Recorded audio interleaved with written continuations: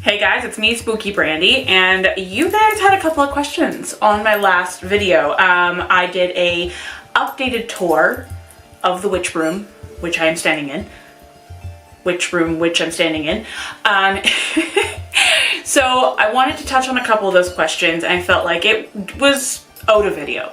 Now, the main question that I'm going to be discussing today is my deity work and how I came in contact with the deities that I work with, how I found them, what I do when I work with them, that kind of thing. So we're going to discuss that kind of in detail.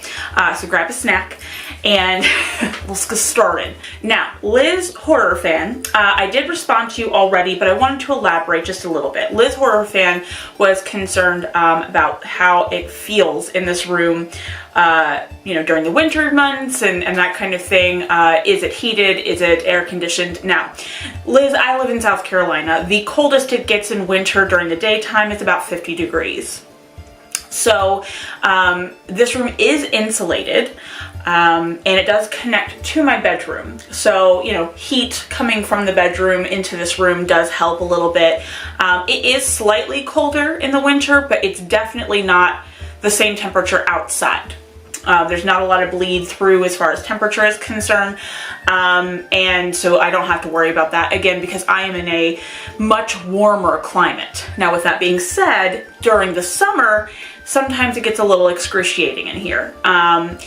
Now, we only have a couple of months of winter. Like, it really only gets cold January, February, all the way through December. It's like 70 degrees, 60 degrees. It's still very, very warm here, even in December. So we really don't have a lot of winter months. Now, in the summer months, I do have a very high-powered ceiling fan that does function in here. And I also have the air conditioning coming from inside the house into this room. So that does definitely help. But yeah, it's not a big concern is what I'm trying to say. I've been working in this room for about 3 years. I have not had any candles melt. It does not get that hot in this room, thankfully. So it's good. Annette Collins was a bit disappointed that I had not painted this room black. I am very sorry, Annette.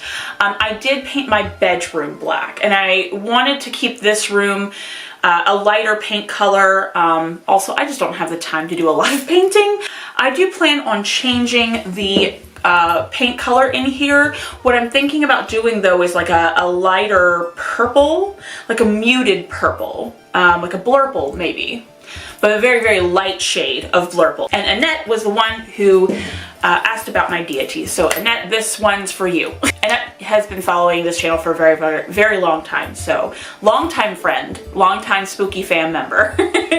During the whole process of my divorce, I'm not going to touch too heavily on the divorce, but just know that it was a very tumultuous, damaging, traumatizing experience.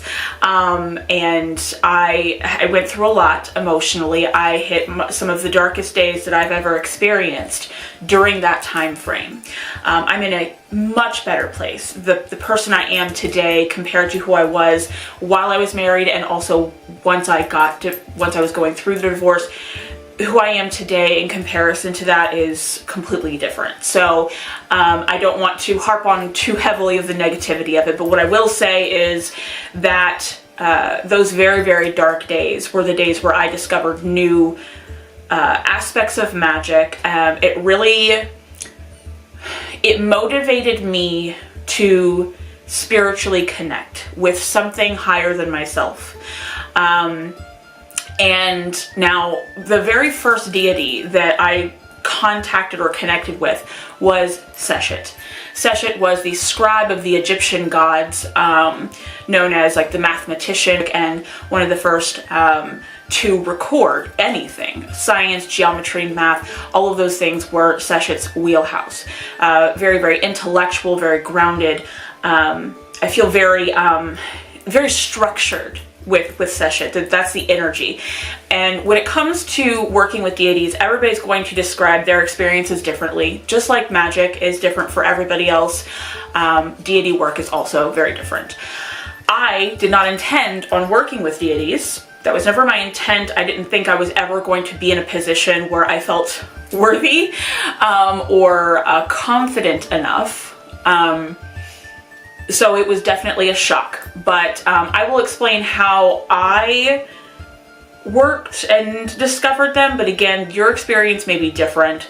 You may have friends who had different experiences. It's not a deity standing in front of you going, hi. It's not like that. It's very spiritual. It's very energy based. There's communication, but it's not talking. You know, you're not hearing voices. It's not like that. It's very, very much, you're getting kind of a vibe, if you will. I was trying to figure out who my spirit guide was. Now, I don't know if I inadvertently got Sashet's attention with the offerings. So, sorry, this is going to be very disjointed.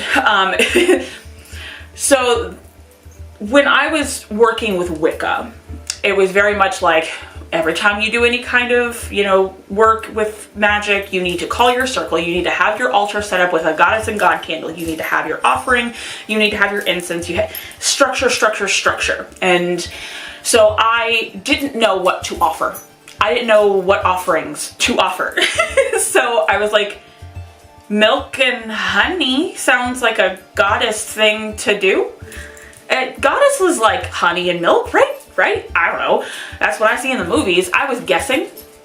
And that's all I really had. I didn't have any fresh fruits. I didn't have any berries. I didn't have plants of any kind. I didn't have many spices at the time. So I just went with milk and honey. I don't drink, so I had no alcohol or wine. So I was just like, I don't know, milk and honey, sure. So every time I had done any kind of meditation or tarot readings, any protection magic that I was working on, I would put an offering of milk and honey on the altar. I must have a spirit guide of some kind. Spirit guides, those are things, right? And so I sat down with my divination mat. It's a little felt mat that has yes, and then no, then maybe, ask again, and then I take my little pendulum, right? And I just like hover it over. If you look through all of the witch playlist, you will see many divination sessions in there. So you'll see kind of how it's structured and how it works. I prefer pendulum reading. I get the clearest answers. I feel like I connect with the pendulum a lot better than anything else that I've used. So that's just my preference. And I essentially played 20 questions. I played a game of Guess Who to find out who I should be working with, who I should be talking to, who is guiding me through this spiritual journey. One of the first questions I asked is, are spirit guides real? And they said no. So, hilarious. But I'd asked some questions about my marriage, about, several different aspects of my life that were just really weighing heavily on my brain, not knowing what to do. And at one point I was like, who am I talking to? Are you a deity of some kind? Yes. Are you male? No. Are you female? Yes. Are you of Celtic descent? No. So I started going down that path, and it was no on all of them. No Greek, no Roman, no Celtic, no Irish, no, none of those, right? And then I was like, are you Egyptian? And yes, we got a yes. And so I just pulled out a guidebook of all the goddesses that start with S. And I just started reading through the names. I kid you not. This took forever, by the way. And I landed on Sashet, and it said yes. It was the first yes I got in all of the names that I listed. Sashet was the first to say yes. That was the first interaction I had with a deity, guide, spirit, whatever you want to call it. And so from that point forward, I had, actively spoken to Sashet, started researching Sashet, figuring out some of the things that people use to connect and commune with Sashet. Now, the thing is, Sashet's not a very common or popular deity, so finding information for Sashet was very difficult. But I dove into some Egyptian mythology and really tried to dig in deep and find some information. So also, I asked her. I used my divination mat when I started coming up empty, and I was like, what color candles do you like? What incense do you like? Do you want me to continue to offer you milk and honey? Lots of those things, and that's how I've kind of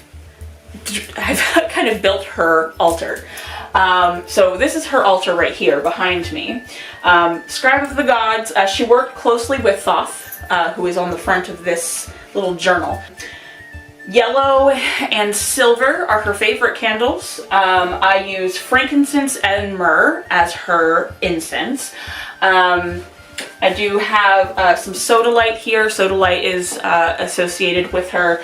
Also, I have some selenite. Apparently selenite is also very strong connection to Seshet. I found this book.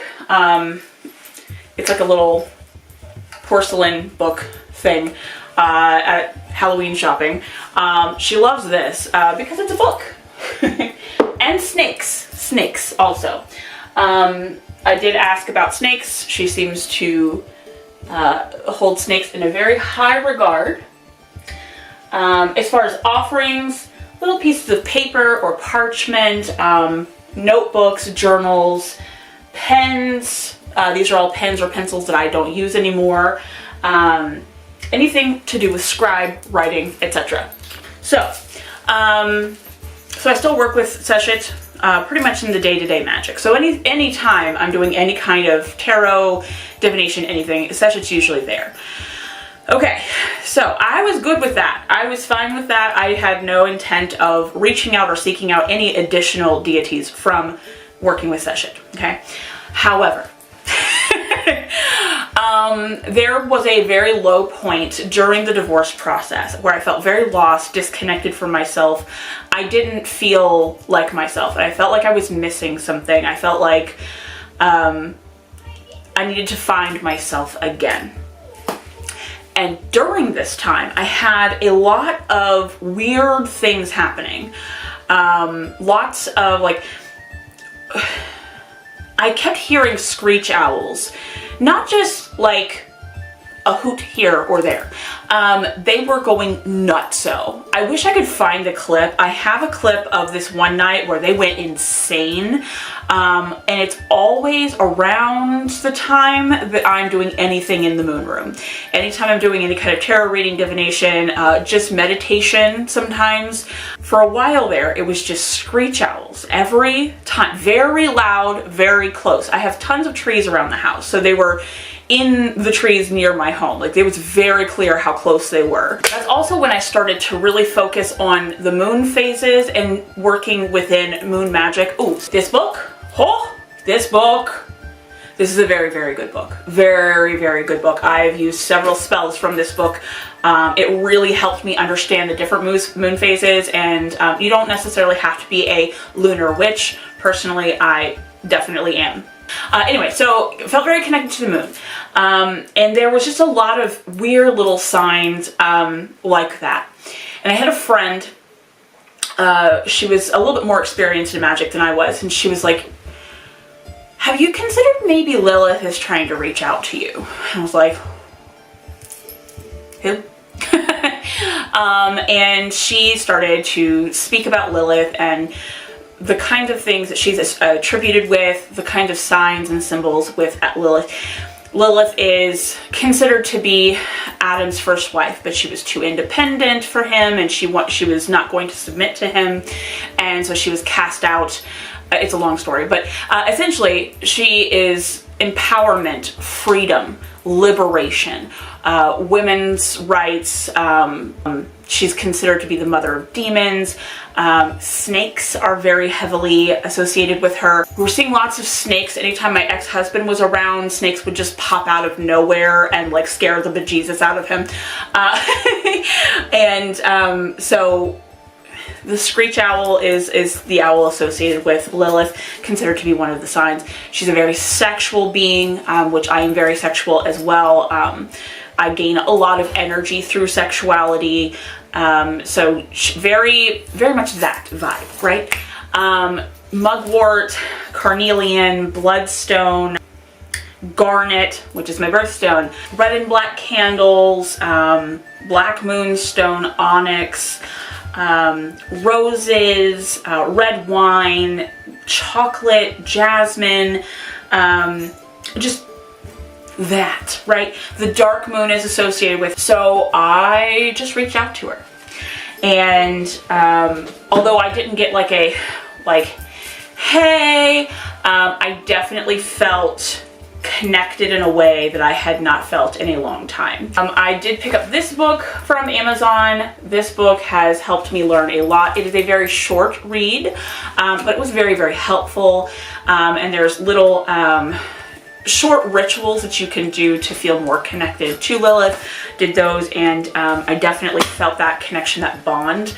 Anytime there's any kind of call to free myself from something, gain that independence, regain my strength, I call to Lilith for that. So I apologize that it's hard to see, but this is Lilith's altar. We've got a red candle, we've got Lilith oil, which is just really rose oil. We have rose petals, this skull with a snake wrapped around it, which I felt was perfect for Lilith. Fresh mugwort back here. We have some mugwort right there. She loves the mugwort. We have her obsidian owl right here. We have visual representation of Lilith. And she specifically had, a moon of white howlite, some black moonstone right here. But yeah, she requested specifically to overlook my bed, which, if you know anything about Lilith, is pretty on point. Simultaneously, I had come across a lot of TikToks discussing Hecate. Hecate. She has been in the deity lexicon for many generations and through many languages. So her pronunciation, you may hear people say, oh, there's only one right way to say her name, and that's not correct. There's many ways to pronounce Hecate's name. She is the keeper of the keys, the key to the underworld, the mother of witches. She is justice personified. Dark moon again. Dark new moon, that's her. Lavender, yarrow, spearmint are her herbs. Candles, she prefers black. Offerings, key, copper pennies in threes. Garlic, black dog hair. She's represented by serpents, dogs, horses. She loves moonstone, silver. She loves myrrh. Crystals are hematite, smoky quartz, moonstone quartz, black tourmaline, sapphire, moss agate, and black onyx. All the darker stones, right? So she was definitely an integral part of the legalities of divorce. My ex-husband had some dirty tricks up his sleeve and tried heavily to just destroy me financially, emotionally, really tried to wreck my world. He was out to punish me for leaving him. And so he and his lawyer definitely did some things, we won't go into very big detail, but did some very nefarious things to try to get their way. So with Hecate being associated with justice, you know, I wanted to make sure I wasn't like winning for the sake of winning. I wanted it to be a fair fight. I wanted to be free of this man, but I also wanted it to be fair. I needed to level the scales, and I knew in my emotional state, I was having difficulty kind of weighing that out.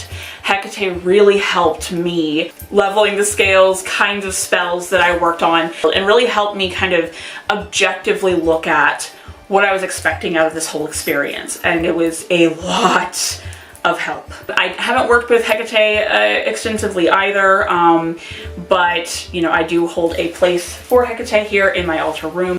We've got Hecate's altar here, lots of keys, copper pennies, seashells, the black candle, the visual representation of Hecate, death, you know, candles, dark, anything with skulls, some graveyard dirt, a moon with a moon of moss agate, but yeah.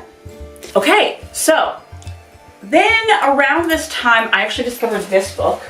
Now this book is fun. It's fun, not recommended. There's some questionable content. Not sure how legitimate some of the content is, okay? But it is a fun read, I will say that. And this is kind of when I discover the different types of magic. Dark, baneful magic, white, protection, light magic, and red magic, which is sexual magic. So there are, you know, different types, of course. A lot of this with a grain of salt, okay? But there are some very informative pages of this book, so I wouldn't skip it necessarily, but try to borrow it if you can. Maybe don't pay for it. But I mean, it's got a good, you know, reference guide to runes in the back. It's got a good, like, pendulum guide. We've got, like, a little letter guide if you're using the pendulum that way to spell things. You know, it does describe a little bit of the different types of magic. Yeah, again, some of this is kind of like edgy teenage fun type of magic, if you get my drift, and definitely not right. You get me? Okay, cool. But within this book, within the pages of this book, I learned of a deity that I'd never heard of, and I wanted to try my luck at contacting. Nyx, the goddess of night.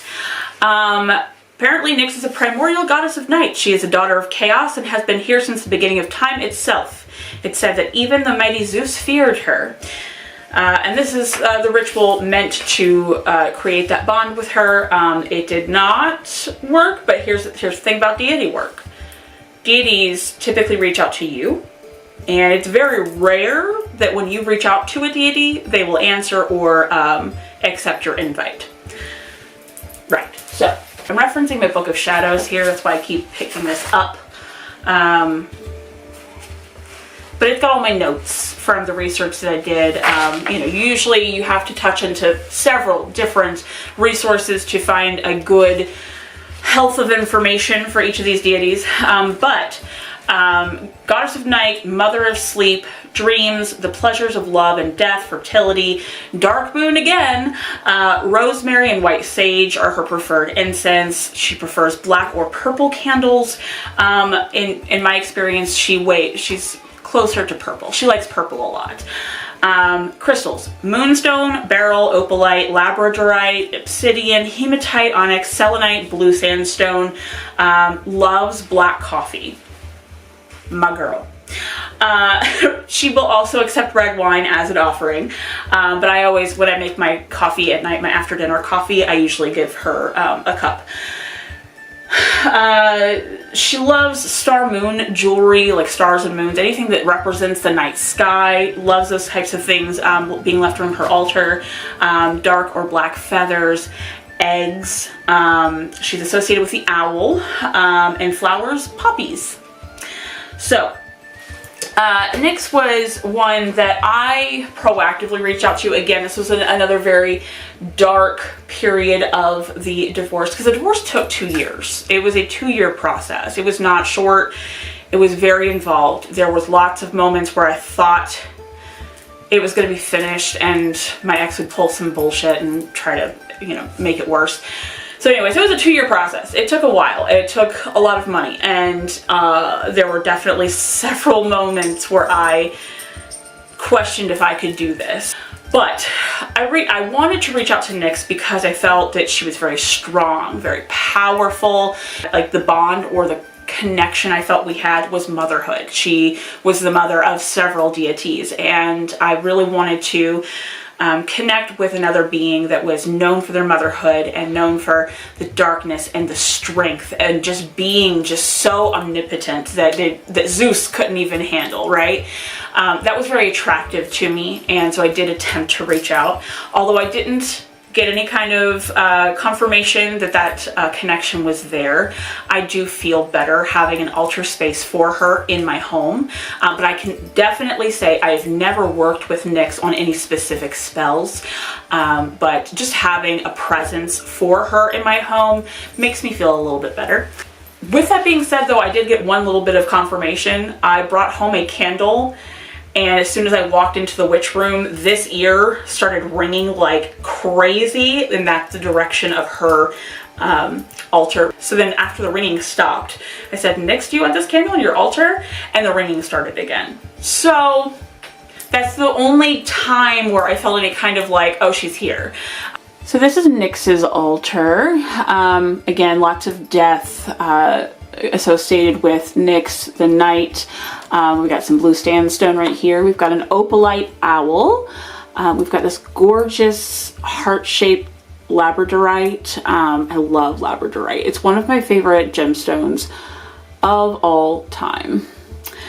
Some hematite. We've got a little bat, some selenite, more graveyard dirt, and then we have this visual representation of Nyx, and then a purple candle. This is the candle she specifically asked for to be on her altar. Here's some raw labradorite. I know it is messy, I know. A very large chunk of rainbow moonstone right over here, and obviously the egg. Now, the most recent deity to come in contact with me, this was near the last 6 months of the divorce process. Loki. So, literally everything had gotten to a point of calm, I guess, in my life. I was feeling not like overjoyously happy, but I felt like, okay, things are gonna be what they're gonna be. We're gonna make through this. We're gonna be okay. And everything started to go a little haywire in my life. There was a lot of chaos, just weird occurrences. Like, for example, I had one day where I was doing the dishes and my shoe rack collapsed. Just disintegrated. It is a solid wood shoe rack. It had maybe 5 shoes on it. We'd had it for maybe a year and some change, and it just went and fell into several little pieces. Now, this is before I had a dog, okay?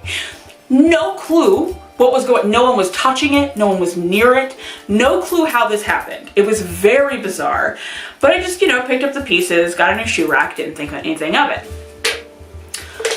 Then I was seeing bugs all the time. All the time. I would come into the witch room and there would be a grasshopper, or a locust, just chilling in my witch room. And I didn't leave the windows open or anything. I didn't have the door open for an extended period of time. This room was closed off. And every time I would come into the room, there would be a new bug, a new creature.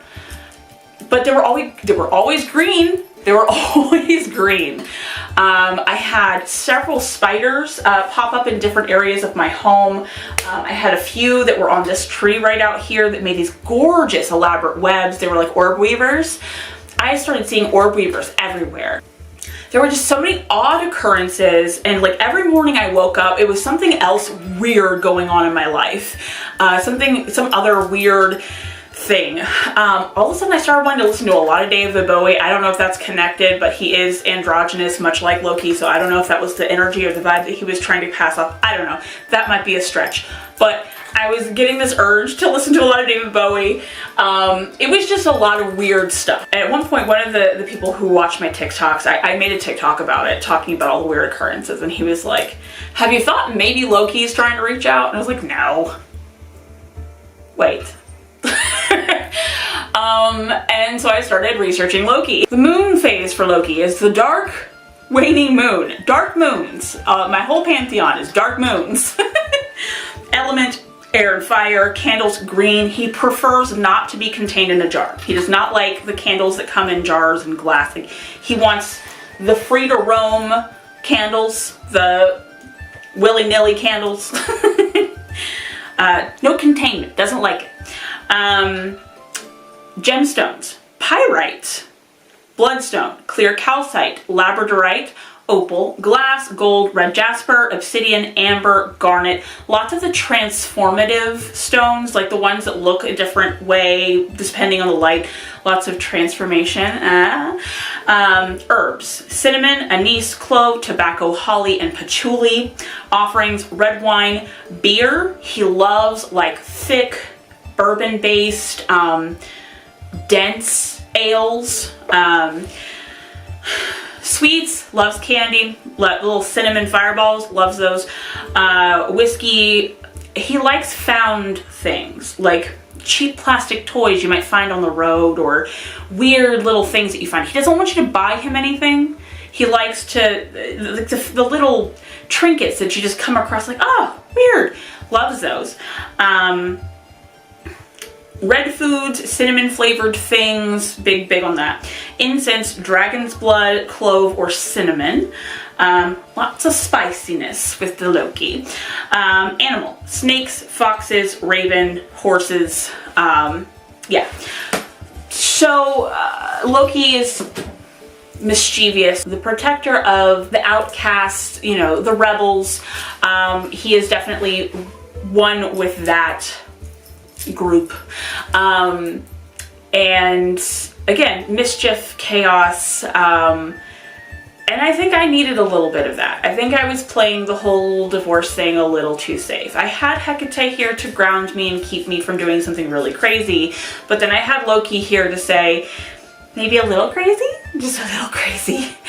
And so at one point I did a void box spell. And this void box spell is basically to kind of tip the scales so that people who are trying to work the legal system in a nefarious way get their comeuppance. It says, no. The more harm and the more nefarious and the more like dirty deeds you're trying to do, they're all gonna hit you. They're all gonna hit back at you. And so at one point I had its incense going, and its incense were going crazy. They were like spiraling, and they were like, you know, and I was doing the void box spell, and I was like, who wants to help me with this void box spell? And Loki's incense and his candle started going nuts. And I was like, Loki, you and me, all right, you know. And so I did the incantation on this void box, and like somehow it rhymed with Loki, and I don't even remember what overtook me, but I just like freestyled this whole little conversation with Loki. I really wish I could remember, because it was great. But in that moment, I just felt like a pop of just like, yep, I'm doing this. Like, yep, we are doing this. I got you. And it felt very energizing and very like my buddy was there amping me up.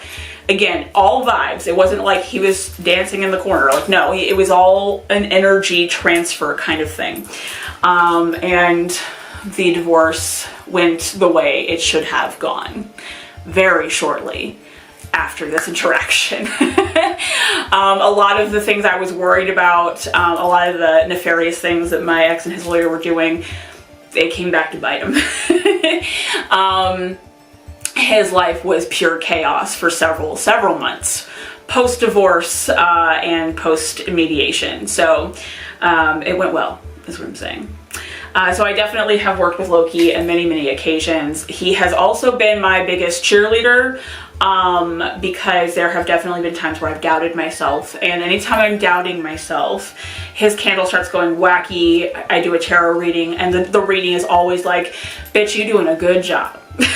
And so he really helps me get my confidence back. He really helps to tell me like, hey, you got this, you know what you're doing, you're good. And so I definitely have. At one point though, okay, I know I said like my friend somebody had mentioned on TikTok that Loki was trying to reach out to me. I got confirmation shortly after building this altar, which I'll show you in a second. I was in my room, I was putting shoes on, and a spider literally dropped down in front of my face. Not this far away from my face. It just dangled there for a second. And I was like, hi Loki. And then like I took the web and I brought the spider outside. I'm not scared of spiders, so it wasn't a big deal. But yeah, it was very much like, yeah, that's me. Loki's altar. As you can see, I've got some Kinder Egg toys that I found, a bottle cap to some of his favorite beer, opalite, little green dragon, green skull, little spider, visual representation of Loki, a green candle with his sigil. We've got a spider, a little green skeleton that I found, some pyrite, some green goldstone. Hold on. Yeah, I just love that one. some moss agate, just collection of green things. You know, I've got the pyrite, I've got the kyanite, I've got this peacock ore, again, very transformative. And then we've got some mushrooms, we've got some anise and cinnamon sticks back there. So yeah, that's Loki's altar. So to kind of summarize, they all reached out to me in different ways. I attempted to reach out to several in my own way. Seshet was definitely proactively reaching out to me. Loki definitely proactively reached out to me. Lilith came when I called. And Nyx and Hecate are just kind of chilling. So I'd say my pantheon, my actual pantheon that I work with is Loki, Seshet, and Lilith. But when I do home cleansings, I call all 5 of their names. I make sure they all have offerings. I make sure they have altar spaces. I haven't had a need to do any kind of magic workings post-divorce, thankfully. You know, it's just been a very... I've definitely done some divination work and some tarot and, you know, trying to make sure I'm on the right path and make some decisions here or there, but I haven't really had to do any active spells. But lots of meditation and just reconnecting to the deities that have helped me along the way. Just giving them thanks, you know, I think keeps that bond strong. I definitely hear the screech owls on occasion. So that's to answer your questions in regard to my witch room. And I hope it was informative. I hope this isn't too long. I'm gonna have to edit some of this out. But thank you guys so much for watching, commenting. I love all of you guys so very, very much. Thank you for being part of the spooky fam. You guys are amazing, you are gorgeous, and if anyone tells you anything different, they can suck it. Mwah.